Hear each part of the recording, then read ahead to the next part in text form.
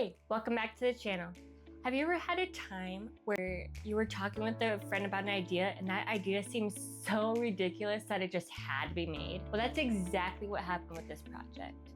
I was talking with a friend who was with another friend of mine who happens to be a plumber and a dad and who really likes snacks. So I decided to make a toilet snack bowl. Yeah, you heard that right. So let's get started with the design. The front is your snack bowl.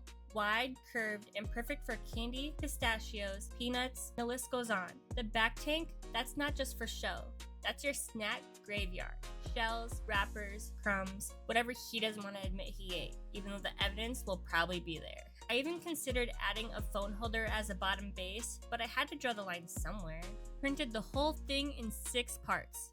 The toilet bowl lid, the toilet bowl lid connectors, the lid for the tank, and toilet paper roll to go on the tank lid for decoration or to use it to lift the lid, the flush handle just for decoration, and last but not least, the toilet bowl and tank. All printed in PLA, minimal supports needed, and it came together easier than expected. I mean, some glue had to go in a few places, but a little friction fit here, a little alignment there, and done. And just like that, I created the most weirdest, useful snack gift I've ever created. It is ridiculous, but it works so well. Let me show you. If you're stuck on what to give him this Father's Day, or just want to make your partner laugh, whether working hard at a desk, a little break from an intense video game,